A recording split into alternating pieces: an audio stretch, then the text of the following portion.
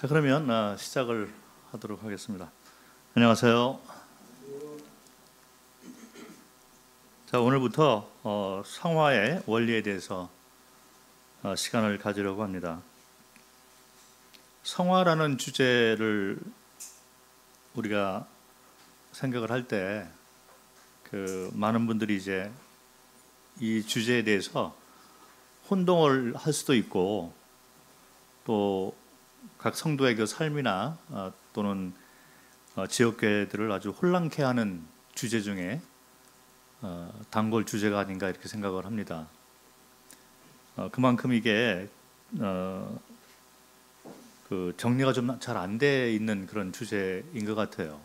그래서 저는 개인적으로 복음에 대해서도 우리가 그동안에 선물에 초점이 맞춰져 있는, 그 죄사함에 초점이 맞춰져 있는 그런 복음을 들었고 또 전하고 이렇게 해왔었는데, 그 복음에 관한 그 주제도 조금 더 우리가 성경적으로 접근을 해야 되고 정리를 좀 해놓을 필요가 있겠다, 이런 생각이 들어서 그런 작업도 좀 하고 이렇게 하고 있는데, 이 성화의 주제는 그거보다 더 혼란스러운 것 같습니다. 그런데 사실 이게 간단하면서도 이해를 하면 좀 간단한 그런 그 원리인 것 같아요. 그 구원받은 것이 이제 우리가 그 예수 그리스도의 대속 사역을 통해서 그리스도와 연합된 관계로 그 하나님과의 관계가 회복이 되는 것이 이제 복음의 핵심 내용인 것처럼, 사실은 이 성화도 그 하나님과의 관계가 이제 회복이 되어서 그렇게 살아가는 그런 것에 대해서 그 말하고 있는 것이죠. 그래서 내가 사는 것이 아니라 그리스도께서 나의 그 삶의 그 주인 되시고 또 선과의 기준을 정하시는 심판장 되셔서 그분이 이제 살아가는 삶을 우리가 생각을 할 수가 있습니다. 간단한 것처럼 보여도 또 이게 성경에서 이제 그 말하고 있는 여러 성경 구절을 우리가 보게 되면 조금 다양한 그 접근 방법이 또 있는 것 같습니다. 그러다 보니까 잘못된 가르침도 있고 오해하는 그런 분도 많이 있어서 상당히 혼란스럽게 여기는 그런 그 주제인 것 같아요. 예를 들어서 어떤 분은 이 성화 주제를 설명을 할 때 노마서를 가지고 이제 접근을 합니다. 그래서 영의 그 인도하심에 따라서 사는 삶, 또는 그 반대로 이제 육에 이끌려서 사는 삶, 이렇게 대조해서 설명을 하고 다양하게 그렇게 설명을 하고 있는 것이죠. 그리고 구약의 예표로 우리가 생각을 해볼 수 있는 것은 이스라엘 백성들이 이제 출애굽을 해서 그 홍해를 건너고 광야 시대를 건너고 지난 다음에 요단강을 건너서 가나안 땅에 들어가서 거기서 전쟁을 하는 그와 같은 모습들, 그리고 결국에는 이제 그 예루살렘까지 이렇게 연결이 되어지는 그런 이 하나의 그 여정, 이스라엘 백성의 여정을 통해서 이 성화의 원리를 또 설명할 수가 있습니다. 나중에 이제 제가 구체적으로 좀 설명을 드리려고 하는데, 이 성화에 대한 것이 여러 가지 접근 방법이 있고 또 성경 구절이 또 다양하게 또 나와 있기 때문에 잘 정리를 하지 못하거나 또 그렇게 하지 않을 경우에는 혼란스럽고 오해를 이제 하게 되어서, 지금도 우리 주변에 이 성화 문제를 가지고 이렇게 그 잘못된 길로 빠지는 분도 있고, 또 스스로 성경적이지 않은 그런 가르침을 그 삶 가운데 적용을 하면서 본인은 잘하고 있다라고 생각을 하고 있는, 그런데 이제 본인의 삶이 어떻게 보면 점점 성경적인 모습이 성경의 가르침과는 다른 모습으로 나타나게 되고 분열을 만들고 그리고 교회가 어지러워지는 그런 경우가 많이 있는 것 같습니다. 복음도 우리가 확실한 그런 복음을 전해야 될 필요가 있고 그 후에 되어지는 그 성도의 삶하고 직접 연관이 되어는 이 성화라는 주제는 우리가 확실하게 어떤 원리에 따라서 가야 되는가 정리해 놓을 필요가 있는 것 같습니다. 제가 얼마나 이 설명을 성경대로 이렇게 드릴 수 있을지 저 자신도 자신이 없지만 그래도 제가 깨달은 바에 따라 가지고 이렇게 설명을 드리려고 합니다. 첫 번째, 이 성화란 무엇인가부터 좀 생각을 해봐야 될 것 같아요. 왜 성화라는 말을 하고 어떤 분들은 심지어 이 성화는 없다. 예, 구원만 받으면 이제는 성령이 인도하시기 때문에 그 성화라는 주제에 대해서 기피하고 본인이 또 깨닫지 못하고 이렇게 하다 보면 다른 분에게도 또 성화에 대해서 이렇게 반대하는 입장으로 표현하는 경우도 있는 것 같습니다. 성화라는 것이 무엇인가를 생각을 먼저 해보면 성화는 이 거룩함하고 연관이 되어 있는 단어이죠. 말씀을 잠깐 보도록 하겠습니다. 데살로니가 전서 4장 3절부터 한번 보도록 하겠습니다. 데살로니가 전서 4장 3절. 하나님의 뜻은 이것이니 너희의 거룩함이라. 자, 이것이 하나님의 뜻이라고 이렇게 말을 하면서 너희의 거룩함이다. 이런 거룩함의 이 단어가 나와 있습니다. 영어로는 홀리네스 이렇게 얘기를 해서 하나님의 뜻이다 이렇게 얘기를 하고 데살로니가 후서 2장 13절 그 외에도 여러 성경 구절이 있는데 몇 구절만 잠깐 찾아보도록 하겠습니다. 데살로니가 2장 13절을 읽겠습니다. 주께서 사랑하시는 형제들아 우리가 항상 너에게 관하여 마땅히 하나님께 감사함은 하나님이 처음부터 너희를 택하사 성령의 거룩하게 하심과 진리를 믿음으로 구원을 받게 하심이니. 그래서 여기 거룩하게 하셨다. 성령이 너희를 거룩하게 하셨다. 이런 거룩이라는 단어가 계속 나오고 있는 것이죠. 베드로전서 1장 2절 베드로전서 1장 2절을 보면 곧 하나님 아버지의 그의 아심을 따라 성령이 거룩하게 하심으로 순종함과 예수 그리스도의 피 부림을 얻기 위하여 택하심을 받은 자들에게 편지하노니. 그래서 성령이 거룩하게 했다.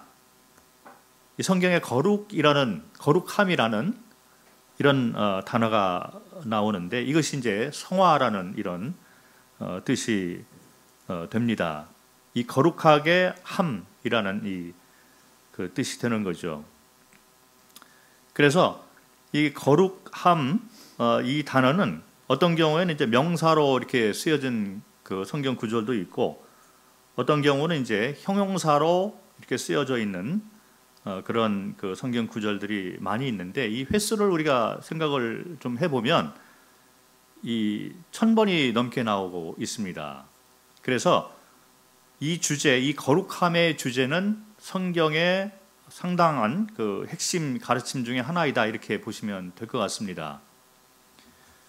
그래서 이 성화라는 주제에 대해서는 우리가 결코 간과할 수가 없고 복음과 같이 구원받은 성도들이 어떻게 살아가고 어떤 원리에 살아가야 되는가를 성경에서 전체를 이렇게 통해서 말을 하고 있기 때문에 성화의 이 주제가 그만큼 중요한 것입니다. 이 거룩 이 단어는 또 다른 단어로 이렇게 번역이 된 것이 있어서 이것이 다 연결이 되는데 성결 또 성별 이렇게 해서 구분이 되었다. 이런 의미를 가지고 있는 다른 단어도 이렇게 쓰여져 있는데 이 모든 단어들이 다 이렇게 거룩하고 연결이 되는 것이죠.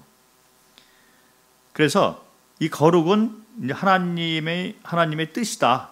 성도를 향한 하나님의 뜻이다. 이렇게 우리가 생각을 해볼 수가 있는데, 왜 그러냐면 이 거룩이라는 것은 하나님의 속성이잖아요.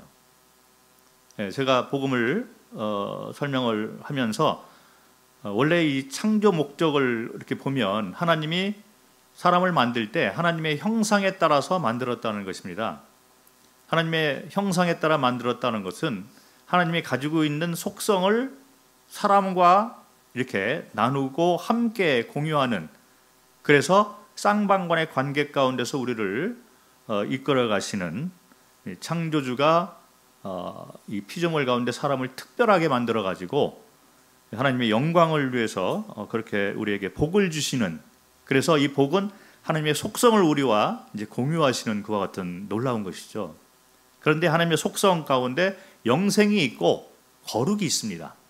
그래서 우리가 이 하나님의 속성에 따라서 이 거룩한 영생을 회복을 하는 것이 바로 구원의 이렇게 선물의 관계되는 것이죠. 그래서 거룩한 영생을 받게 되면서 이제 원래의 창조 목적대로 하나님과 연합된 관계로 이렇게 영원토록, 근데 그 영원한 생명이 이 거룩한 영생이다. 이런 것을 우리가 생각을 해볼 때, 이 거룩이란 이 주제는 이 성경의 핵심 주제가 되는 것입니다. 그래서 거룩을 의미하는 이 성화의 주제는 성경의 핵심 주제가 된다라고 생각을 하시면 됩니다. 그런데 거룩과 이 연관되어 있는 성경 구절을 우리가 잘 살펴보면 두 가지 형태로 나타나는 걸 볼 수 있어요. 어떻게 나타나냐면 신분을 말하는 거룩함이 있어요. 그리고 또 하나는 뭐냐면 거룩을 이루라 이런 말을 하면서 이 삶 가운데 이 신분이 바뀌어져 있는 이 성도들이 삶 가운데 거룩을 이뤄나가는 실행적인 거룩을 얘기하는 것이 있습니다. 자, 한번 말씀을 보도록 하겠습니다. 먼저 신분에 관한 이 거룩함, 고린도전서 6장 11절을 보겠습니다. 고린도전서 6장 11절 읽겠습니다. 너희 중에 이와 같은 자들이 있더니 주 예수 그리스도의 이름과 우리 하나님의 성령 안에서 씻음과 거룩함과 의롭다 하심을 받았느니라. 이렇게 말을 합니다. 그래서 주 예수 그리스도의 이름과 성령 안에서 씻어졌다, 깨끗하게 되었다, 그리고 거룩하게 되었다, 의롭다 하심을 받았다. 자, 이것을 이미 받은 것입니다. 자, 그래서 우리가 구원을 받았다 하면 바로 이런 신분의 그 상태로 우리가 새롭게 태어나는 것이죠. 그 신분의 거룩함이 있는 거예요. 그래서 이미 우리는 이 성화된 사람들이다. 그런데 이거는 신분을 얘기를 합니다. 그래서 이 성도라고 부르는 것은 바로 이 거룩함을 받은 자들을 성도라고 얘기를 합니다. 고린도전서 1장 2절에 그 말씀이 나와 있습니다. 고린도전서 1장 2절을 읽겠습니다. 고린도에 있는 하나님의 교회 곧 그리스도 예수 안에서 거룩하여지고 성도라 부르심을 받은 자들과, 자, 그리스도 안에서 거룩하여진 자들을 성도라 불렀다, 이렇게 말을 하고 있는 거죠. 그래서 우리가 구원받은 사람들을 이제 성도라 얘기를 하고 서로 간에 성도라 이렇게 명칭을 하고 있습니다. 성경적인 그런 호칭이죠. 그런데 이 성도라는 의미가 거룩하여진 자들이다. 그래서 신분상으로 이제 하나님이 보시기에 의롭다함을 받은 자들, 거룩함을 받은 자들을 얘기를 하고 있는 것이죠. 자, 이것이 바로 신분적 거룩을 말을 하고 있는 성경 구절이라고 하면, 똑같은 거룩함에 대해서 말을 하는데 이 실행적인 거룩에 대해서 말을 하는 성경 구절들이 여러 군데 또 나와 있어요.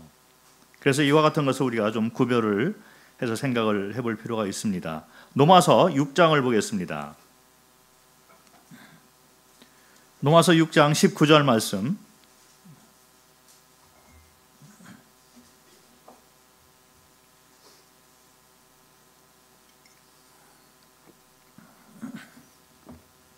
너희 육신이 연약함으로 내가 사람의 예대로 말하노니 전에 너희가 너희 지체를 부정과 불법에 내주어 불법에 이른 것 같이 이제는 너희 지체를 의에게 종으로 내어주어 거룩함에 이루라, 이런 말을 합니다. 자, 이것은 이미 받았다라는 말이 아니라 거룩함을 이루라 이렇게 말을 하고 있어요. 그래서 진행형이죠. 이제 신분상으로는 우리가 거룩함을 받았으니 살아가면서도 이제 거룩함을 이루라라는 이 실행적 거룩을 말을 하고 있습니다. 이와 같은 말씀은 여러 군데 많이 나와 있죠. 고린도후서 7장 1절을 한번 보겠습니다. 고린도후서 7장 1절.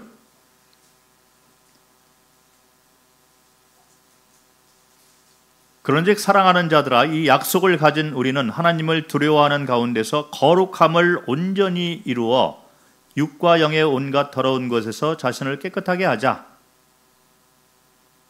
자, 이제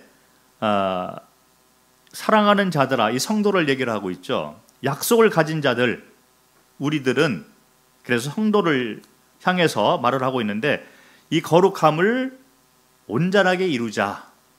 그리고 육과 영의 온갖 더러운 것에서 자신을 깨끗하게 하자, 실행을 하자, 이런 말을 우리가 그 성경 구절 가운데서 여러 군데 찾아볼 수가 있습니다.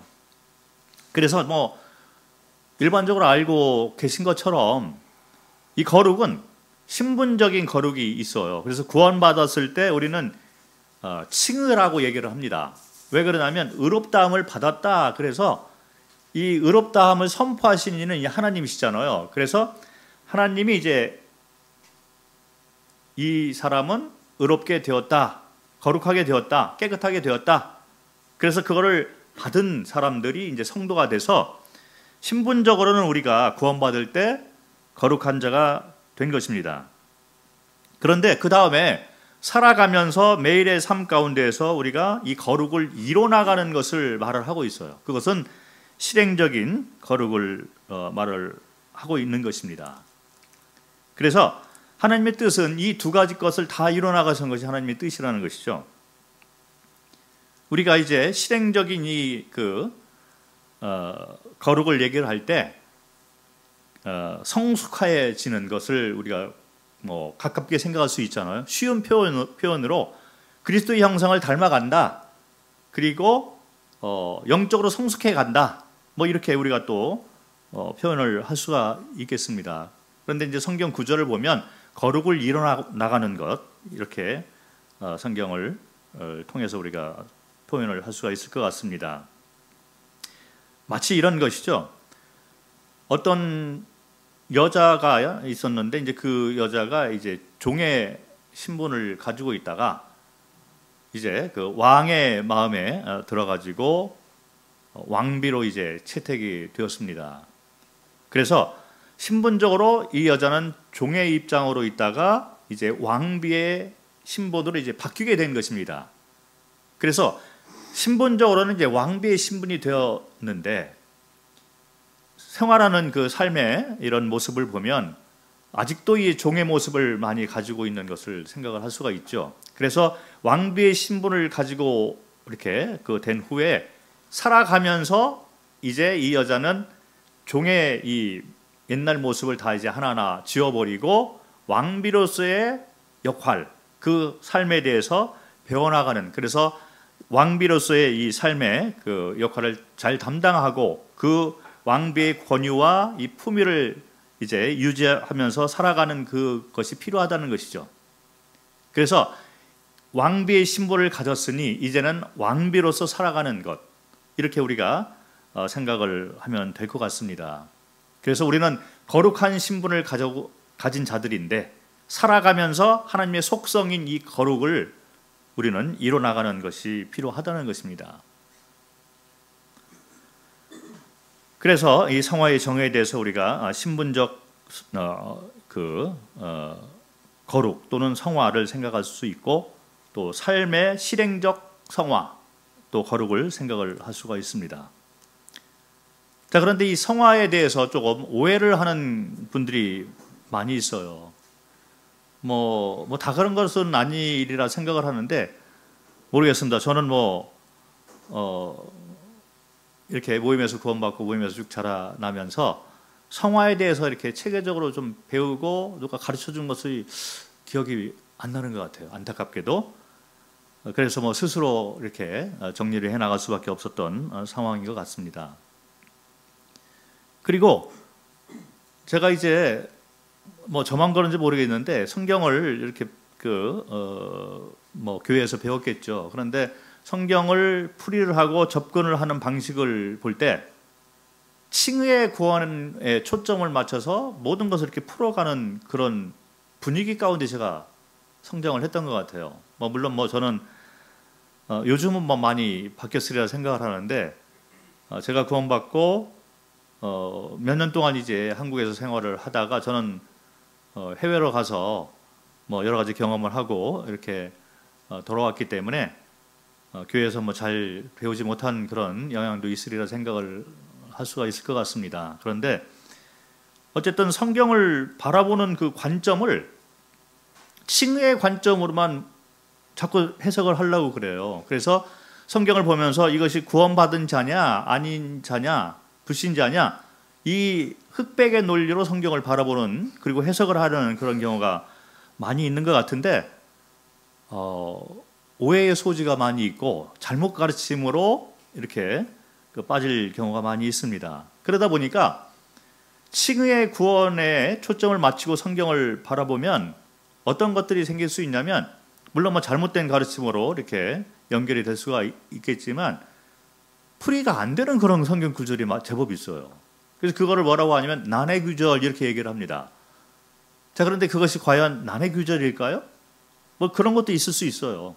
설명을 잘 못하고 그렇게 어려운 그런 구절들이 있을 것 같습니다. 그런데 또 많은 경우에 이렇게 보면 이 구원받은 성도의 삶하고 연결되어 있는 그런 말씀인데, 이 말씀이 구원받은 자에게 해당되는 거냐 아니냐, 요거의 관점을 두고서 그 성경을 풀이를 하려고 하면 풀이 안 되는 경우가 많이 있어요. 예를 들어서 히브리서에 나와 있는 몇 구절 같은 경우도 그런 난해 구절로 이제 우리가 그 뒤로 이렇게 젖혀놓는 경우도 간혹 있습니다. 다 그런 건 아니겠죠. 그리고 어떤 경우는 우리는 예수님께서 이제 포도나무, 우리는 이제 가지다, 이런 성경 구절을 놓고 이것이 구원받은 자냐 아니냐, 이 관점에서 이렇게 접근을 했던 그런 시기가 있었던 것 같습니다. 지금은 그렇지 않은 것 같아요. 많은 분들이 그거는 성도의 삶하고 연관되어 있는 말씀이다, 이렇게 그 말씀들을 하시는 경우가 있는데, 간혹 이제 그렇게 성경을 풀이를 할 때도 이렇게 칭의의 구원에게만 이렇게 초점을 맞춰서 접근을 하는 경우가 많이 있는 것 같습니다. 그런데 그 성경을 보면 아까 말씀드린 대로 신분적 이렇게 성화를 말하고 있는 구절이 있고, 똑같은 이런 대상인데 이 실행적 그 성화에 대해서 말을 하는 경우가 있어요. 예를 들어서 말씀을 한번 보겠습니다. 고린도전서 아까 6장 11절에 그리스도 안에서 그리고 성령으로 말미암아 우리가 깨끗함과 거룩함과 그 의롭다함을 받았다, 이렇게 고린도전서 6장 11절에는 나와 있는데, 똑같은 고린도 교회에게 보내는 서신 가운데 고린도전서 3장 3절을 한번 보겠습니다.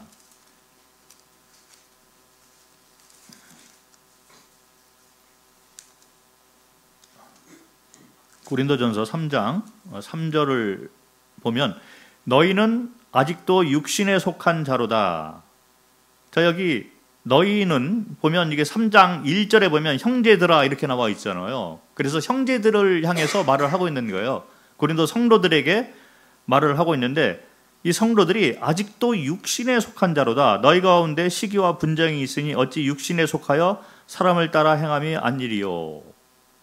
자, 아까 6장 11절에는 깨끗함을 받고 거룩함에 이르렀고 그리고 의로움을 받았다 이렇게 말을 했는데, 여기는 아직도 너희가 육신 가운데 있고 시기와 분쟁이 있다. 자, 이런 경우죠. 근데 똑같은 대상입니다. 그래서 성경을 볼 때는 이렇게 칭의의 구원에만 초점을 맞춰서는 안 되고, 이 성도를 향한 말씀들이 더 많이 있다는 것을 우리가 생각을 해볼 필요가 있습니다. 그래서 이런 것들에 대한 분별이 이제 잘못되면 오해가 자꾸 되고 성경을 이상하게 풀이를 하고 그리고 뭐 난해 구절로 이렇게 뒤로 젖혀놓고 그런 경우가 많이 있다는 것을 먼저 말씀을 드려야 될 것 같습니다. 성경을 보면 성도들을 향해서 이렇게 말하는 구절들이 많이 있는데, 우리가 구원받을 때는 영적으로 이제 그 영적인 성숙하고는 관계가 없는 거예요. 신분이 바뀌었기 때문에. 그래서 모든 사람들은 이렇게 그리스도 안에서 깨끗함을 받고 거룩해졌고 의롭다 칭함을 받은 자인데, 구원받고 난 후에는 이게 성도의 영적 성숙과 그리고 이 성화의 어떤 그 원리 가운데 들여다보면 삶이 다 다르다는 것이죠. 그래서 이 성경을 보면 이제 장로의 자격이나 일꾼의 자격, 이 집사의 자격 이런 것들이 나와 있어요.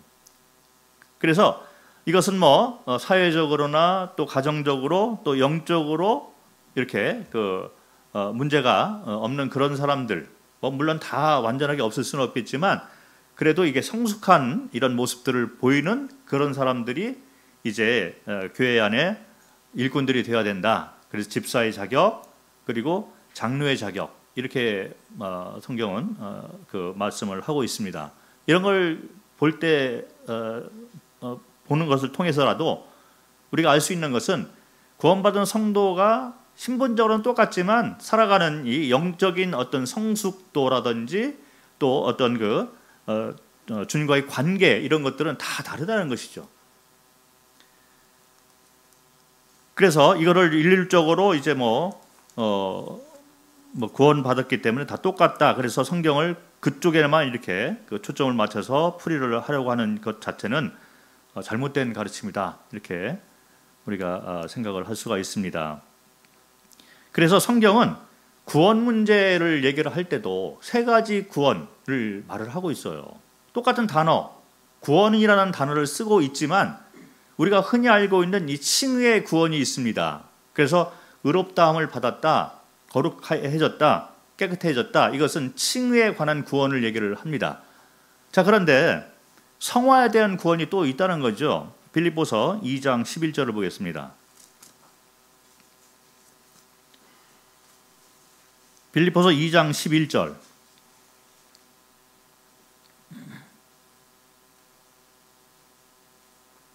12절. 빌립보서 2장 12절을 보겠습니다. 그러므로 나의 사랑하는 자들아, 너희가 나 있을 때뿐 아니라 더욱 지금 나 없을 때에도 항상 복종하여 두렵고 떨림으로 너희 구원을 이루라. 이렇게 말을 합니다. 이것은 진행형이죠. 자, 그래서 여기에서 이 성경 구절에서 말하고 있는 대상은 나의 사랑하는 자들아. 그래서 이게 성도에게 말을 하고 있는 거예요. 그런데 너희가 이제 구원을 받았다. 이 성도잖아요. 신분적으로 깨끗함을 받았다. 그런데 그 다음에 너희가 할 것은 뭐냐면 너희 구원을 이루라. 성화의 구원을 말을 하고 있어서 성경에서 똑같은 단어를 사용을 해도 그 문맥과 앞뒤를 살펴볼 때는 이 성화의 구원이 있다는 것이죠. 제가 사실은 한국 돌아와가지고 이제 이제 성도님들 많이 접하잖아요. 성화 문제를 얘기를 하면 그런 게 어디 있어요? 이렇게 얘기하는 분들이 의외로 많이 있어요. 희한하죠. 그리고 이 구원이라는 단어에 대해 가지고 제가 설명을 하면 사람들이 이게 있기는 있구나. 그런데 뭔지 이렇게 확 이렇게 정리가 안 된 그런 분들, 그래서 혼란스러워하는 분들이 의외로 많이 있는 것 같습니다. 성화의 구원이 있는 거예요. 너희 구원을 이루라 이렇게 얘기를 했고, 주님이 다시 오시면 이제 우리 몸이 완전하게 변화가 되어서 주님과 이제 연합된 관계로서 영원한 삶으로 들어가게 됩니다. 그래서 주님이 다시 오실 때 우리 몸이 영화로운 상태로 이렇게 변화가 된다. 그래서 그런 상태를 또 영화의 구원이다 이렇게 얘기를 해요. 그 성경 구절은 이제 로마서 13장에 나와 있습니다. 로마서 13장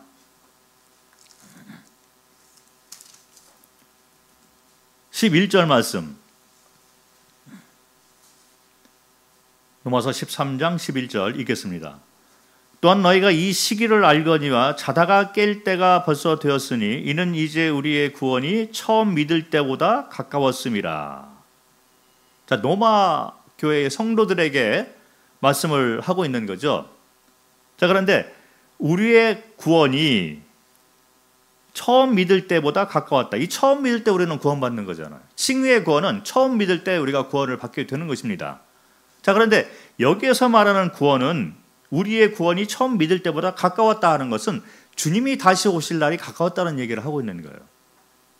자, 그래서 주님이 다시 오시게 되면 우리 몸이 완전하게 변화가 되어서 영원한 삶으로 이제 가게 되는데, 그 구원을 말하는 성경 구절이 이렇게 있다는 것입니다. 그래서 똑같은 구원이라는 단어를 써도 칭의의 구원, 우리가 죄 가운데서 벗어나서 깨끗하고 거룩하고 의롭다 칭함을 받는 그 구원이 있고, 그 다음에 구원을 이루라, 우리가 이 땅에 살아가면서 성화의 이 모습으로 우리가 주님을 점점 닮아가고 주님께서 기뻐하시는 삶을 살아야 된다, 이 성화의 구원이 있고, 주님이 다시 오시면 우리 몸이 완전하게 변화되는 영화의 구원, 우리 몸이 영화롭게 돼서 구원의 완성이 되는 그런 그 영화의 구원이 있다는 것을 성경을 말을 해주고 있어요.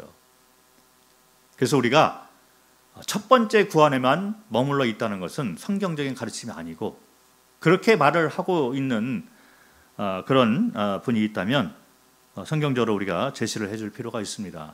좀 안타까운 마음이 있어요.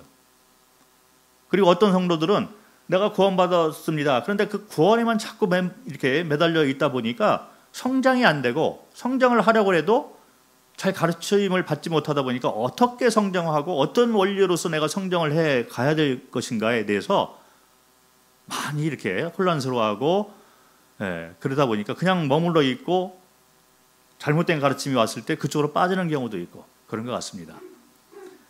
확실하게 우리가 붙잡고 가야 될 성경 말씀은 칭의의 구원이 있고 성화를 말하는 구원이 있고, 그 다음에 주님이 다시 오시면 우리 몸이 변하는 그런 영화의 구원이 있다는 것에 대해서 확실하게 정립을 해갈 필요가 있는 것 같습니다.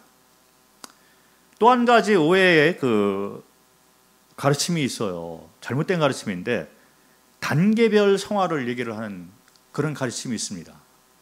이 상태를 얘기하는 성화, 이런 걸 가르치는 분이 있어요. 예를 들어서 뭐 극단적으로 가면 이제 완전 성화를 얘기하는 그런 분들이 있습니다. 잘못된 가르침이죠. 이 성화의 단계가 마치 상태인 것처럼 설명을 하는 경우가 많이 있고, 뭐 교회 가운데 그런 가르침이 들어왔을 때 상당히 혼란스럽게 그 교회가 어지러운 걸로 빠지는 경우가 많이 있는 것 같습니다. 어떤 분이 뭐 나는 영적 체험을 했어, 영적 깨달음을 가졌어, 그러다 보니까 그때로부터 시작해서 뭔가 확실하게 변화가 됐다. 그래서 이분은 진짜 뭐 깨달음이 있었을 것입니다. 저도 뭐 그런 그 경험이 있어서 말씀을 드릴 수가 있는데, 이 성화에 대해서 잘 모르고 이렇게 지내다가 성화의 원리를 딱 깨닫는 순간에 이게 내가 내 스스로의 힘과 의지대로 사는 것이 아니구나, 나는 못하는구나, 삶의 태도가 바뀌고 방향이 바뀌고 원리가 바뀌는 것을 우리가 체험하는 경우가 있어요. 그래서 성도의 삶 가운데 이 원리를 깨닫는 것 자체는 놀라운 체험이겠죠. 그리고 그 후부터 내가 이제 안식하는 법을 배우고 승리의 삶이 어떻게 되었다는 것에 대해서 방향을 확실히 붙잡고 가는 그런 체험을 가지고 있는 분들이 있습니다. 우리가 인정을 해야 되는데 문제가 뭐냐면 마치 이런 깨달음을 가졌다고 해서 나는 이제 흔들리지 않아. 나는 이제 한 단계 넘어섰어. 그래서 저쪽으로 다시 돌아갈 수 없어. 이렇게 얘기하는 상태로 이거를 얘기한다는 것은 잘못된 성경 성경 가르침이라는 것입니다. 사람은 우리가 생각하듯이 그렇게 아주 간단하고 이렇게 단순하게 되어져 있는 삶이 아닌 것이죠. 이 상태로 이걸 설명을 하는 분들 가운데 뭐 어떤 성경 구절들이 여러 성경 구절이 많이 있어요. 이거를 그 상태로 접근할 때 사용하는 성경 구절이 많이 있을 것입니다. 뭐 대표적인 걸로 우리가 생각을 해보면 요한일서 2장에 나와 있는 자녀들아, 아이들아 이런 말이 있잖아요. 네, 그리고 청년들아, 아비들아 이런 말이 있습니다. 그래서 영적으로 이렇게 성장해 나가면서 아이들, 자녀들의 그런 상태에 있는 사람이 있고 더 성숙해서 이제 청년의 이런 그 영적 상태에 있고 더 성숙하면 이제 아비의 상태로 올라간다. 이렇게 해서 단계별로 이거를 상태로서 설명하는 그런 가르침이 있습니다. 단계별 성화 단계. 뭐 이걸 얘기를 하고 그리고 맨 이제 꼭대기까지 올라가면 이제 나는 이제 더 이상 흔들리지 않는 그래서 요거를 구약의 예표 가운데 어떻게 또 설명을 하냐면 나는 요단강을 건넜어. 나는 가나안에 들어갔어. 너는 아직 광야에 있어. 이렇게 나오는 거예요. 들어보셨는지 모르지만 많은 교회들이 이와 같은 가르침 때문에 혼란한 경우가 많이 있습니다. 마치 승진하는 것, 회사에 들어가면 맨 처음엔 평사원이잖아요. 그리고 이제 좀 성숙해서 뭐 좀 알아. 그러면 이제 대리가 되고 차장이 되고 부장이 되고 임원이 되고 이렇게 해서 단계별로 상태가 이렇게 변하는 것을 그 성화의 가르침이다 이렇게 가르치는 분들이 있습니다. 또는 뭐 군대 같은 경우는 계급이라고 하잖아요. 그래서 병사였다가 위관급, 소위 대위 뭐 이렇게 되다가 영관급으로 되고 그 다음에 장군이 되었다. 뭐 이렇게 해서 마치 한번 이렇게 단계가 상승이 되면 다시 밑으로 안 오는 것처럼 설명을 하는 그런 가르침이 있습니다. 그 완전 성화도 이제 그런 가운데서 나오고 있는 그런 가르침이죠. 완전하게 나는 요단강을 건넜어. 뭐 이런 가르침인데 과연 그럴까요? 자, 우리가 한번 솔직해질 필요가 있는 것 같습니다. 이 사람은 아주 복잡하게 구성이 되어 있어요. 저 같은 경우 뭐 설명을 드리면 저뿐만 아니라 똑같은 경우가 되는 것 같습니다. 어떤 분은 재정적으로는 이분이 호되게 한번 맞은 경험이 있다 보니까 돈에 관해 대해서는 내려놓음이 있습니다. 포기하는 그것을 배운 거예요. 그래서 내가 이제 이 돈에 대해서는 내가 영적으로 살 거야. 육신에 따라서 내 이 돈을 내가 바라보지 않을 거야. 나는 돈을 돌같이 바라봐. 그러면서 돈 문제에 대해서는 흔들리지 않는 그런 분이 있을 수가 있어요. 자, 그러면 그분은 그 상태로 아비의 단계에 가 있을까요? 그런데 이분이 화를 절제를 잘 못하는 그런 경우가 있습니다. 그리고 이성에 약해가지고 넘어지는 분들을 우리가 많이 보잖아요. 우리 한 사람이라도 다양한 이렇게 그 분야 가운데 우리가 접하면서 살고 있는 거예요.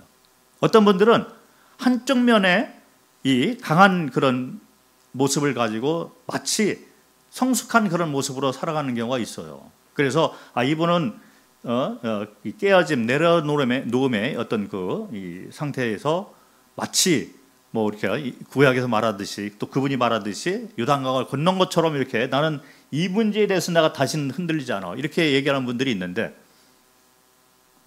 다른 한편으로 보면 다른 분들이 어떻게 설명을 하는 경우가 있냐면 이분이 되게 교만하다 이런 얘기를 자주 합니다. 자, 그러면 성경 구절에 교만은 하나님을 대적을 하는 성품이잖아요. 야, 교만한 자는 어쨌든 하나님이 다 이제 대적을 하게 되는데 그분이 가나안을 건넜다라고 얘기를 하고 자기는 이러이러한 원리 때문에 나는 이제는 흔들리지 않아 얘기를 하는데 그분이 교만합니다. 그리고 그와 같은 가르침을 가지고 성도들을 판단을 하고 그리고 비판을 하고 그런 모습을 보이게 되고, 그리고 논쟁이 되다 보니까 이제 절제를 못하고 감정이 나오고 화를 내고 그렇게 되는 거예요. 그래서 본인은 가나안 건넜다 이렇게 얘기를 하고 나는 이제 한 단계에 올라섰다 이렇게 얘기를 하는데, 마치 나는 부장이야 뭐 이런 것처럼 나는 성숙했어. 자, 그런데 성도 가운데 제대로 되는 성도가 나는 성숙했어, 어떻게 감히 그렇게 얘기를 할 수 있을까요? 아무도 그렇게 얘기를 할 수가 없는 것입니다. 우리는 성경에 나와 있는 하나님의 이 속성, 이 성품대로, 그리스도 예수의 모습대로 우리는 나는 성숙해서 나는 한 단계 넘어왔어 이렇게 감히 우리가 얘기할 수가 없는 것이죠. 그런데 그렇게 얘기를 하고 다른 사람을 판단하고 비판하고 이렇게 한다는 것 자체는 뭔가 잘못된 가르침이 이미 들어가 있다는 거예요. 자, 그 핵심은 단계적 성화에 대해서 말을 하고 있는 것이 아닌가. 그래서 완전 성화도 그 가운데 하나가 되는데, 한번 보도록 하겠습니다. 고린도전서 10장 12절. 고린도전서 10장 12절 말씀.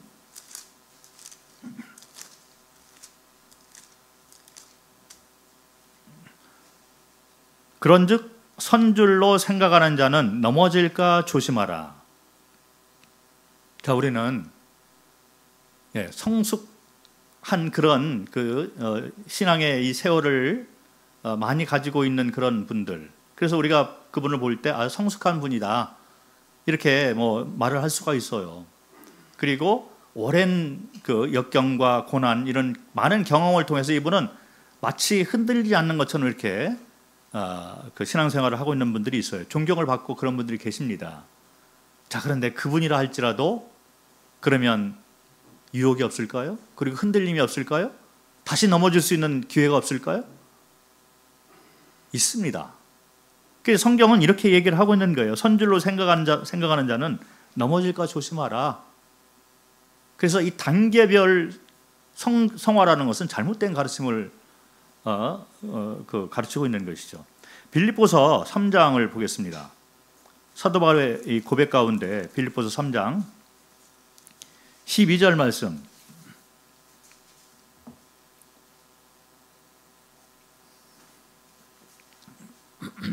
잘 아시는 그런 말씀인데, 내가 이미 얻었다 함도 아니요 온전히 이루었다 함도 아니라 오직 내가 그리스도 예수께 잡힌 바 된 그것을 잡으려고 달려가노라. 자, 이미 얻었다, 온전히 이루었다 함이 아니라는 거죠. 그래서 단계별 성화를 말을 하면서 나는 요단강을 건넜어 뭐 이렇게 얘기하는 것 자체가 이와 같은 성경에 대치가 되고 있는 거예요.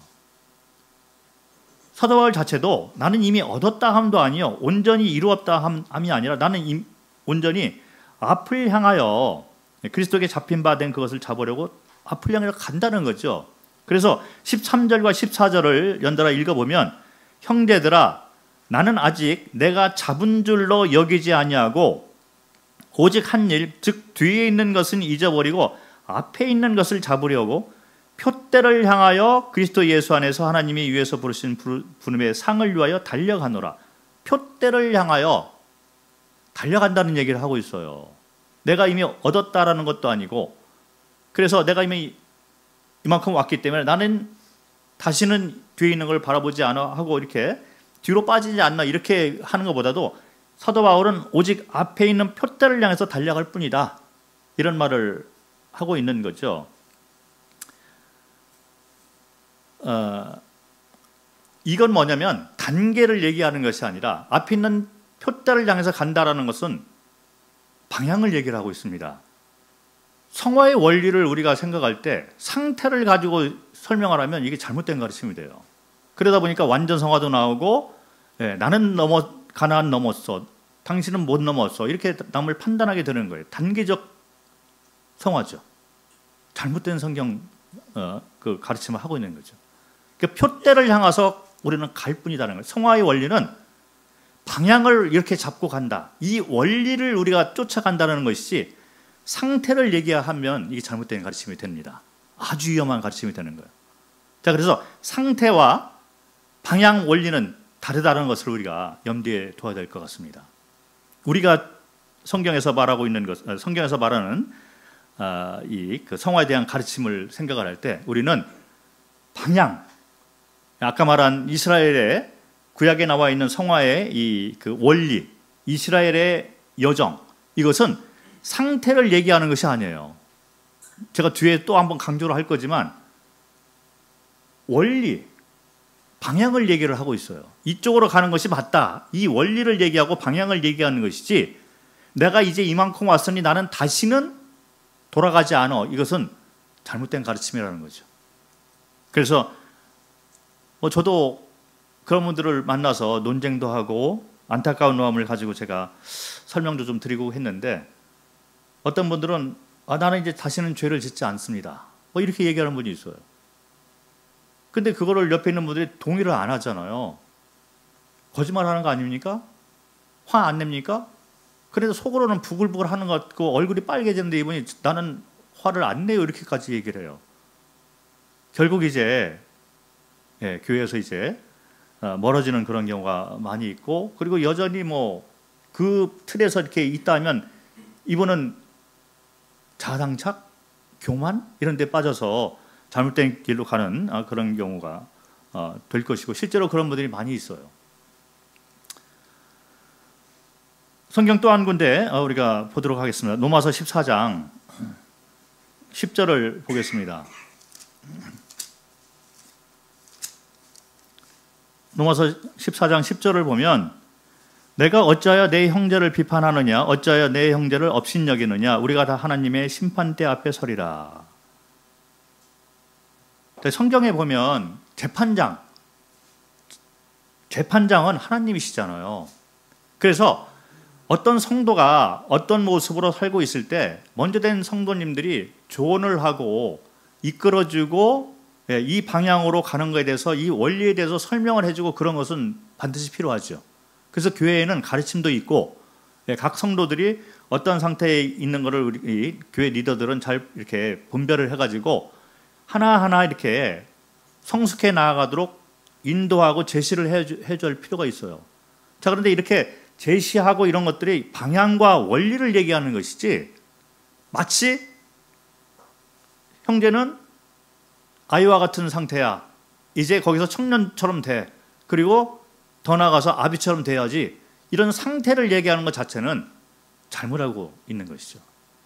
우리가 어떻게 감히 이 성도에 대해서 판단을 하고 이 성도가 이러이러해 이렇게 하겠냐는 이거죠. 교회의 리더와 일꾼들은 방향과 영적 원리를 설명을 하고 인도하는 거예요. 그리고 잘못된 경우는, 회복이 안 됐을 경우는 어쩔 수 없이 교회 내에 또 징계도 있고 이렇게 되는 것입니다. 그래서 훈련도 있고 권면도 있고 경고도 있게 하는 거죠. 그러나 재판장은 하나님이시라는 거예요. 그래서 이 상태와 또 이 원리 방향 확실하게 구분을 해서 설명을 할 필요가 있습니다. 상당히 중요한 것을 제가 설명을 드렸습니다. 그 외에도 이 성화에 대해서 많은 좀 오해 소지 이런 것들이 있을 수 있겠지만, 제가 큰 틀에서 좀 한 두 가지로 이렇게 설명을 드렸습니다. 더불어서 한 가지 더 말씀을 드리면, 성화를 이뤄나가는 이 수단에 대해서 설명을 좀 드리려고 합니다. 성화는 그러면 어떻게 이루어나가는 거냐? 결론적으로 말씀을 드리면, 하나님 편에서 일하시는 것이 있어요. 그리고 동시에 사람 편에서 화답을 해 나가서 하나님과 사람이 같이 연합된 관계에서 이렇게 이루어나가는 것이 구원이고 또 성화가 됩니다. 자, 그래서 이 성화의 수단에 대해서도 상당히 혼란스럽고 오해의 여지가 많은 걸 우리가 볼 수 있습니다. 예를 들어서 제가 좀 기회가 되면 설명을 좀 드리려고 하는데, 예정론 같은 것이 있습니다. 그래서 구원받은 자를 하나님이 탁탁탁탁 예정해 놨다는 거예요. 이 사람들만 구원받고 나머지 사람들은 지옥 가도록 예정해 놨다라는 이런 가르침이 교회의 역사상 그리고 지금도 전반적으로 많이 퍼져 있습니다. 자, 근데 과연 그러할까요? 그러면 왜 또 심판이라는 것을 만들어 가지고 하나님이 예비해 놓고 이 사람은 지옥 가게 딱 했는데 이 사람이 심판도 또 받도록 예정돼 있어. 그러면 나는 구원받도록 예정돼 있다 하면 그 사람은 너무 좋은 거예요. 그런데 당신은 지옥 가도록 예정돼 있어. 그리고 심판을 꼭 받아야 돼. 예정돼 놨어. 자, 그러면 이분이 볼 때 이 하나님이 이런 분이셔? 그리고 성경을 보면 하나님은 모든 사람이 구원받기에 이르기를 원하시느니라, 이런 성경들이 수없이 많이 있습니다. 물론 예정론을 지지할 만한 그런 성경 구절들이 또 여러 군데 있어요. 그런데 그것을 가지고 당신은 구원받도록 예정돼 있어, 당신은 지옥 가도록 예정돼 있어 라고 한다면 그게 과연 하나님의 속성과 하나님의 사랑과 공의에 맞는 걸까? 양심에 비춰볼 때 아니라는 거예요. 자, 그런데 거기에 대해서 정확하게 설명을 하거나 정리를 못하기 때문에 그렇게 했을 때 어떻게 보면 또 그런 것 같잖아요. 나는 이 땅에 태어났어. 예정처럼 보이잖아요. 그건 우리가 뭐 선택해서 할 수 있는 것은 아니니까. 자, 그런 것들을 이렇게 보게 될 때 이게 예정론이 맞나?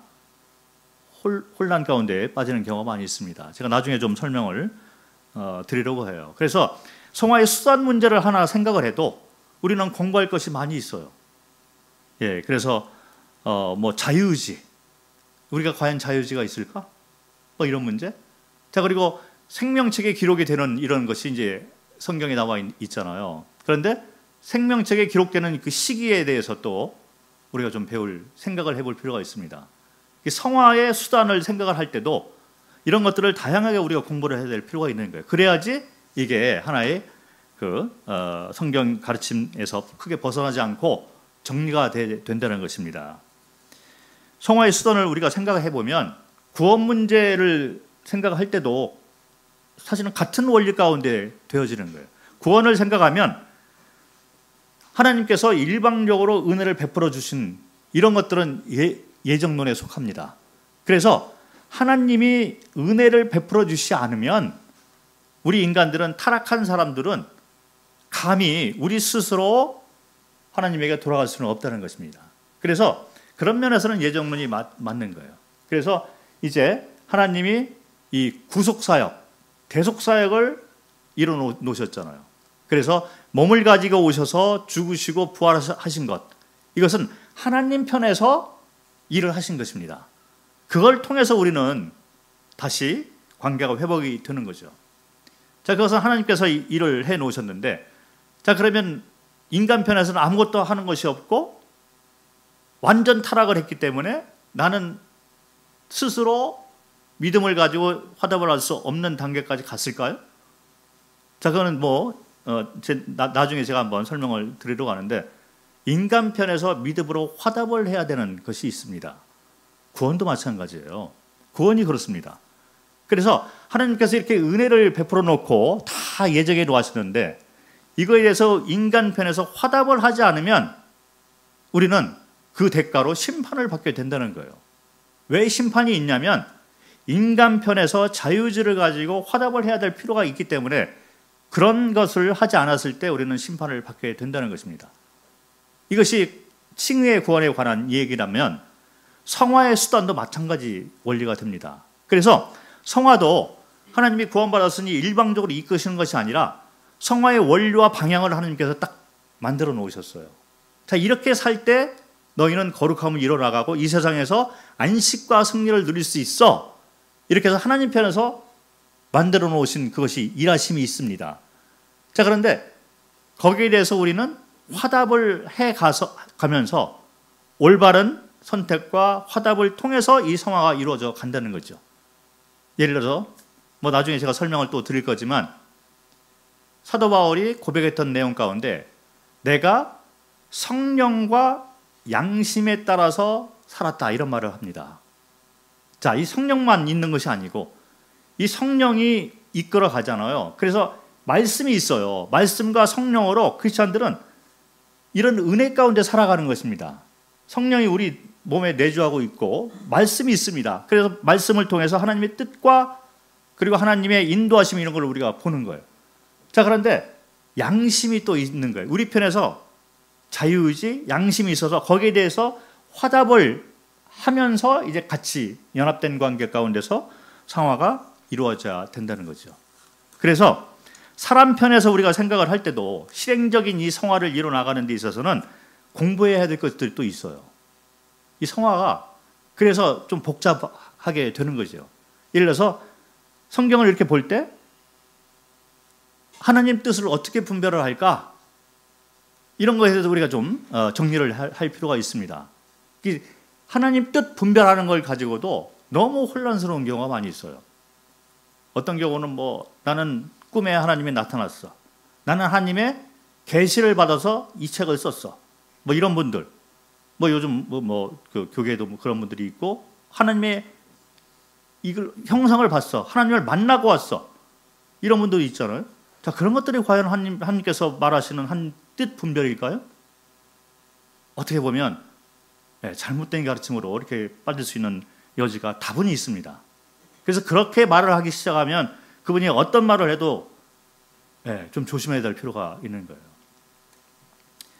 그래서 하나님 뜻 분별에 대해서도 제가 나중에 좀 설명을 드리려고 하고, 양심이 있잖아요. 사람 편에서 양심이 있어요. 그 양심으로 화답을 하게 되는데 양심은 과연 뭘까? 이런 것에 대해서 정리를 또 해야 될 필요가 있습니다. 그래서 이 성화 문제를 생각을 할 때도 제가 이제 뭐 책에도 좀 정리를 하려고 해서 정리를 했는데 쉬운 문제가 아니에요. 이런 것들을 다양하게 공부를 해서 좀 정리를 해놔야지 성화 문제가 쫙 잡히게 되는 것 같습니다. 그래서 이런 것들의 이 수단에 대해서도, 성화를 이뤄나가는 수단에 대해서도 오해하는 분들이 많이 있어요. 그래서 인간의 자유의지를 완전히 배제하는 그런 가르침이 있습니다. 그 하나님의 인도하심, 하나님의 일하심을 통해서만 내가 이제 성숙해지고 이렇게 하나님께 쓰임받을 수 있어. 마치 인간 쪽에서는 아무것도 할 수 없는 것에 대해서 이렇게 가르치는 경우가 있는데 그렇지 않은 것 같습니다. 한쪽으로 너무 치우쳐서는 안 된다는 거죠. 반대로 어떤 분들은 성령의 인도하심 이런 거에 대해서는 등한시하고 뭐 심하면 배제까지 하면서 인간 편에서의 자유의지를 통해서 내 의지와 내 열심을 가지고 이 성화를 이뤄나가려는 그런 시도가 있는 경우가 많이 있습니다. 그래서 겉으로 볼 때는 열심히 하는 경우가 있어요. 말로는 뭐 이것도 하고 저것도 하고 뭐 이렇게 하는 경우가 있습니다. 그런데 그것이 과연 성경적인 가르침일까요? 우리는 하나님의 능력을 의지하고 하나님이 주시는 지혜를 가지고 하나님께서 말씀하시는 것들을 이뤄나가는 거예요. 우리 스스로가 우리 의지와 능력을 가지고는 그와 같은 걸 할 수가 없는 것입니다. 그래서 만찬 이런 예식이 그런 의미가 다 담겨 있다는 거죠. 먼저 하나님을 사랑하고 첫사랑을 회복하고 하나님과의 관계가 올바로 되었을 때 그리스도의 사랑이 나를 강권하심으로 이제 성도를 사랑하고 복음을 전할 수가 있다는 것이죠. 그런데 하나님과의 관계를 배제를 하고 내가 성경에서 말하는 걸 내가 하려고 자꾸 한다 하면 결국에는 그 모습이 겉으로는 경건한 것 같은데 속은 한계가 있다 보니 율법적인 그런 삶, 바리새인적인 삶, 그리고 결국 더 나아가서는 교만과 위선으로 치닫게 되는 경우가 많이 있습니다. 다른 사람들은 잘 모를 수 있어요. 가장 가까운 사람은 이 사람이 어떻게 살고 있고 어떤 부패함 속에서 살고 있는가를 볼 수가 있다는 거죠. 그래서 우리는 성화의 수단에 대해서도 양면을 생각을 해야만 합니다. 하나님이 일하시고 우리 인간 편에서 화답해서 같이 가는 거예요. 그래서 우리는 하나님과 쌍방 관계, 양방 관계 가운데서 살아가고 있는 것입니다. 구원도 그런 관계고 창조 때부터 그런 관계 가운데 우리를 만드신 거예요. 이 원리가 구원과 그리고 성화 다 연결이 되는 것입니다. 그렇게 하기 때문에 인간 편에서 화답을 하는 것이 있기 때문에 그래서 주님이 오시면 상급을 주신다고 말씀을 하신 거죠. 왜 상급이 있냐면 인간 편에서 책임이 있기 때문에 구원받지 않으면 심판도 하고 성도는 상급을 또 준다 이렇게 말을 하고 있는 것이 성경적인 가르침이 됩니다. 자, 오늘은 첫 번째 시간으로 성화의 이 정의에 대해서 말씀을 했고, 신분적 성화 또 신행적 성화가 있다는 것을 말씀을 하면서 성화가 이루어지는 그 시기도 구원받을 때 신분적으로는 우리가 거룩함을 받았지만 그 후에 주님 오실 때까지 우리는 우리가 받은 이 거룩함, 이 구원을 이뤄나가는 이것은 신행적 성화. 그래서 시기도 그렇게 시작과 그리고 진행형이 있다는 것을 설명을 드렸습니다. 그리고 잘못된 가르침 가운데 완전 성화, 또 단계적 성화 이런 것에 대해서 말씀을 드렸고, 또 성경을 볼 때 이제 첫 번째 칭의의 구원에만 초점이 맞추는 것들이 이게 잘못된 것이다. 그리고 성화의 수단에 대해서 하나님 편에서 일하심이 있고 인간의 화답과 이렇게 해서 쌍방간의 관계 가운데서 이루어가는 것이 성화의 수단이 된다라는 말씀을 드렸습니다. 자, 오늘은 여기까지 하도록 하겠습니다.